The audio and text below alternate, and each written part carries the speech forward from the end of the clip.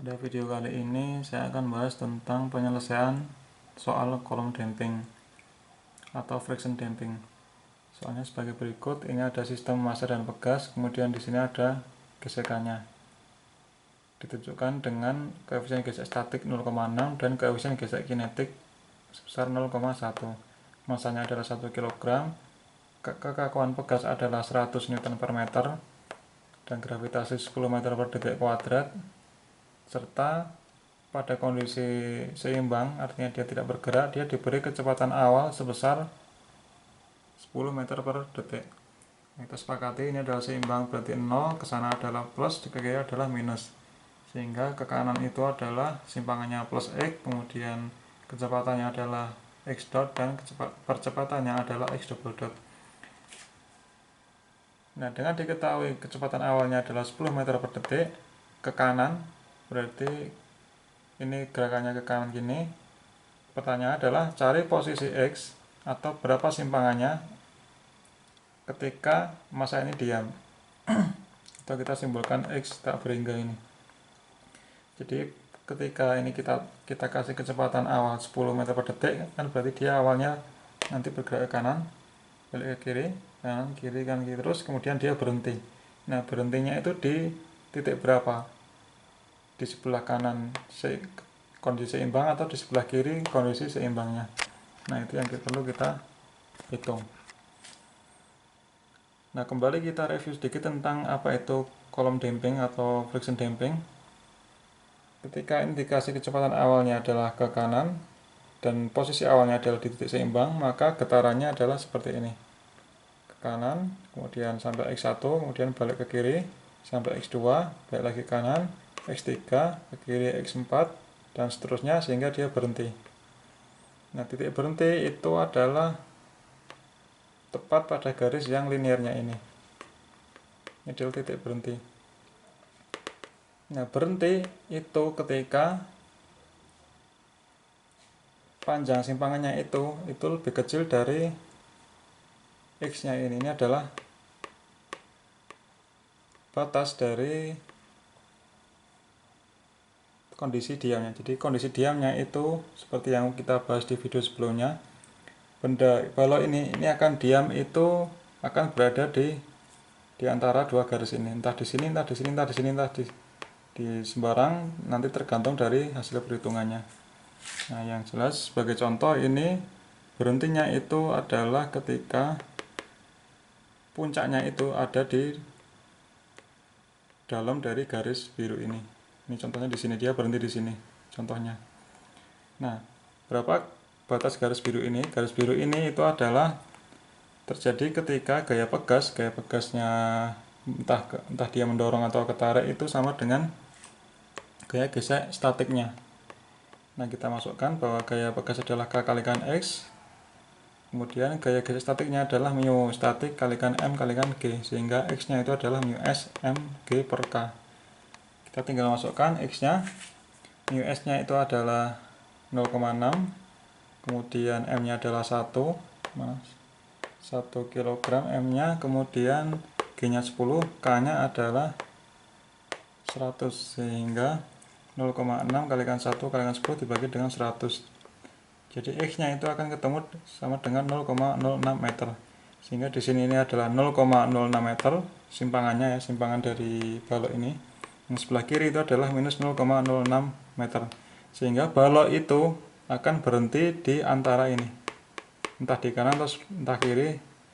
Contoh ini ada di sebelah kiri. So, contoh ini di sini. Dia berhenti.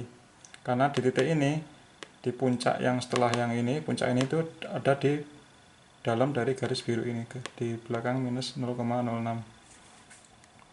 Nah, kita sudah tahu batasnya ini, yaitu 0,06 plus dan minus 0,06 minus. Ini batas dia berhenti. Kemudian yang perlu diingat adalah penurunan dari puncak yang satu ke puncak berikutnya. Kalau kolom damping dia adalah linear, dimana kita sudah turunkan di video sebelumnya bahwa ketika ini kita ketahui X1, berarti X2 nya itu adalah X1 dikurangi dengan 2Fg per K. Fg ini adalah koefisien gesek kinetiknya, bukan statik ya, ini kinetiknya dibagi dengan kekakuan pegas. Ini adalah minus 2 Fg per K. X3 nya itu adalah minus X1 minus 4 Fg per K, kemudian X4 nya di sini berarti dia adalah X1 minus 6.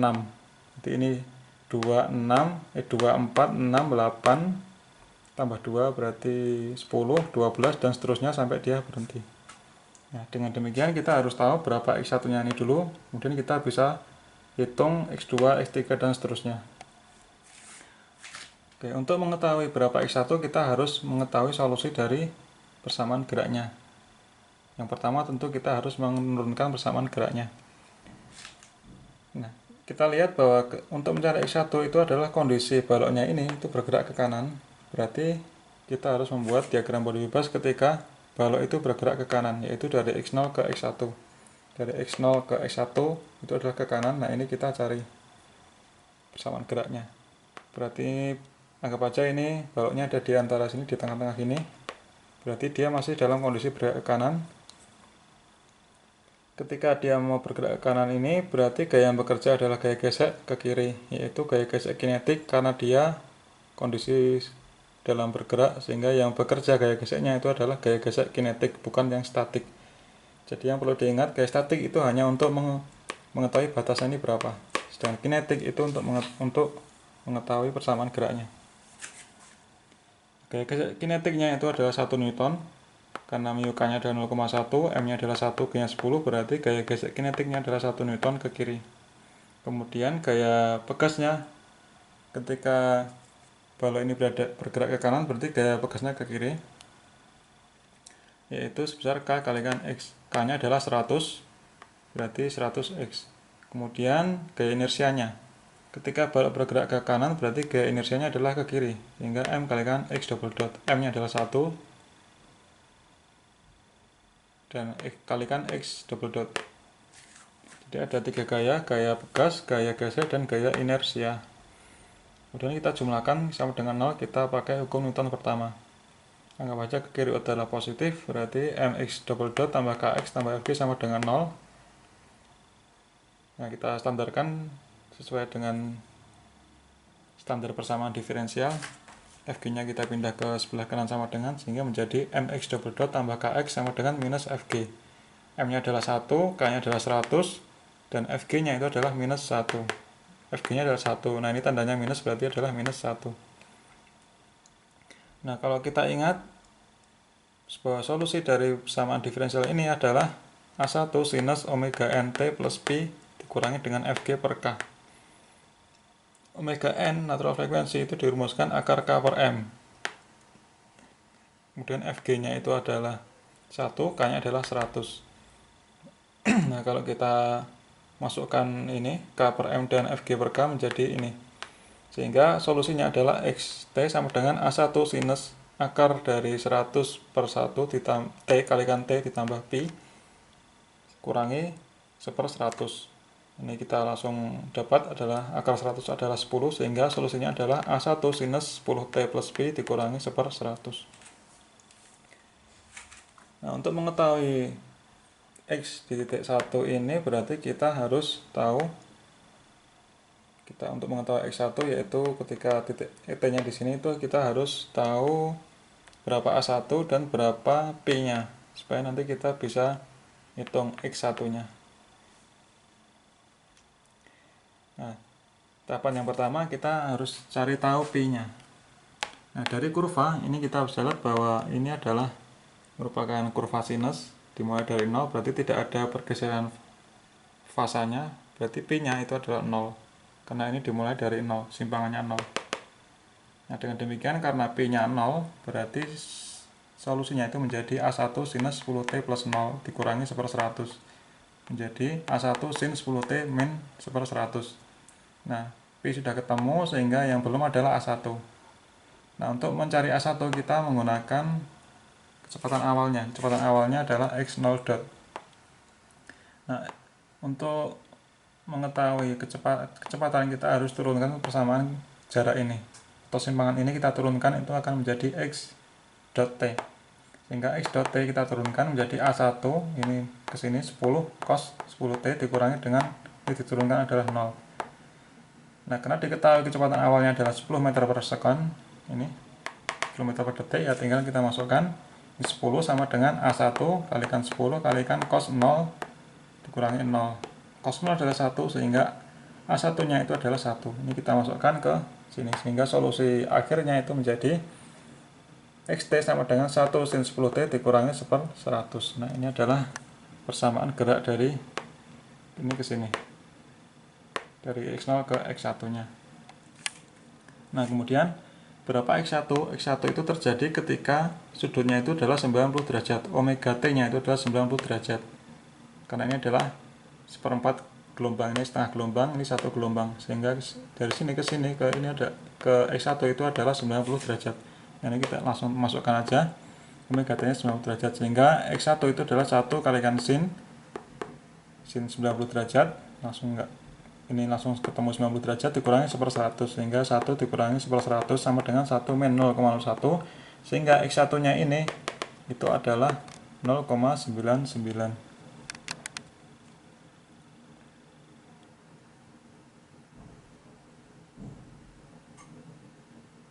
Berarti x1 nya ini adalah 0,99 meter. Nah, ketika kita sudah tahu x1, kita bisa tahu x2, x3 dan seterusnya dengan rumus ini. x2 nya adalah x1 minus 2 fg per k, x3 adalah x1 dikurangi 4 fg per k dan seterusnya. Sehingga x2 nya adalah x1 dikurangi 2 fg per k, x1 sama dikurangi 2, fg nya adalah 1, mana tadi? Fg nya ini 1 dan k nya adalah 100. Sehingga x2 nya adalah x1 dikurangi 2/100. x3 nya juga bisa kita hitung sama dengan x1 dikurangi 4 fg per k. Itu x1 dikurangi 4 kalikan 1/100. Nah, ini kita hitung terus. Minus 2, minus 4, kemudian minus 2, minus 4, minus 6, minus 8. Terus kita hitung sampai nilainya itu kurang atau sama dengan 0,06. Jadi nanti ini turun terus. Hitung terus sampai dia kurang dari 2 garis ini. Kurang dari 0,06. Nah, itu kan akan diam. Jadi nilai x itu akan diam ketika dia mencapai 0,06 meter, kurang atau sama dengan ini. Sudah diam. Nah, kita sudah tahu ini diamnya di antara ini, tetapi tepatnya di mana kita harus hitung secara lebih mendetail. Kita gambar sketnya dulu, ini sketsanya. Jadi ini x0, ini x1 kita tahu bahwa 0,09, kemudian ini adalah x1 dikurangi 2 fg per k, ini adalah dikurangi 4 fg per k. 0,99 dikurangi 0 dikurangi 4, ini dikurangi 6, dikurangi 8, dikurangi 10, dikurangi 12, dikurangi 14, dikurangi 16, dan seterusnya. Nah, kalau kita perhatikan yang sebelah kanan ini dimulai dari 1 ke 4, ini ya koefisiennya fg per k, 4, kemudian 8, 12, jadi ini ditambah 4 terus, 4, 8, 12, 16, dan seterusnya. Dimulai dari 1, tambah 4, ditambah 4, ditambah. Jadi dari saat ini 1, ini ke sini ditambah 4, dari kondisi x1 ya ditambah 4, ditambah 4, ditambah 4.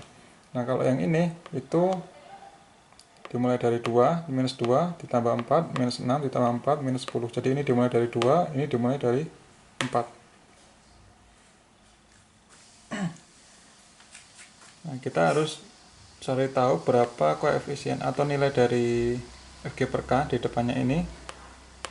Ini anggap aja dia n. Jadi yang ini adalah n1, ini n2, ini n4. Ini n berapa ya? N0, n1 atau 0.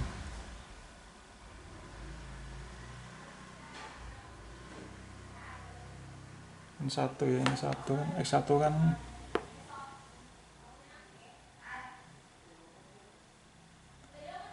X1 dikurangi, oh ya 0 ini, sorry, ini 0. Ketika n nya 0, X1 sama dengan N0.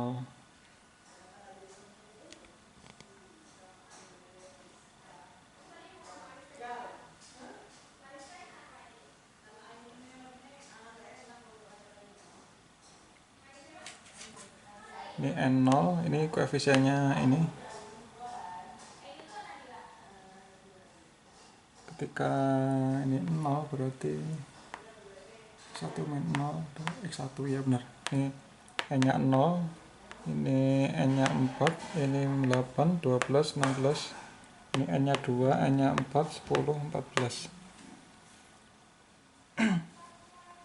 Nah, kalau kita rumuskan supaya kita tahu berapa nilai N-nya ini supaya nanti kurang dari 0,06, kita bisa rumuskan dengan matematik seperti ini.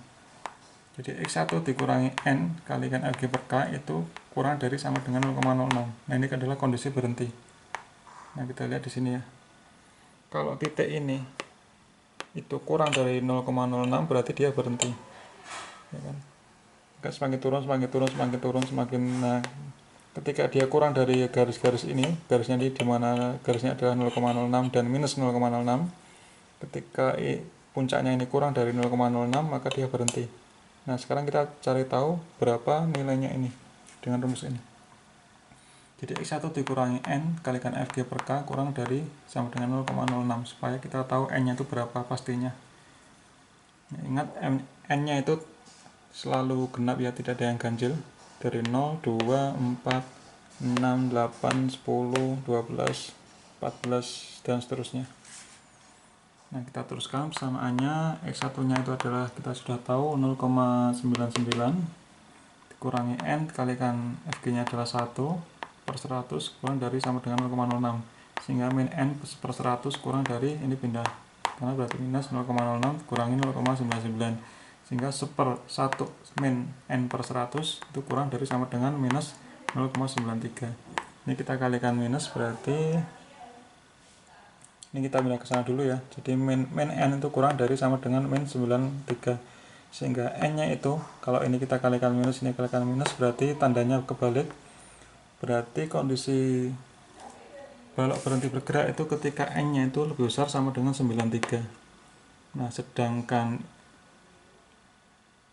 nilai N itu selalu genap, berarti N nya itu bisa kita simpulkan karena genap berarti ketika lebih besar daripada 93 berarti N itu kita bisa pastikan 94 karena selalu genap.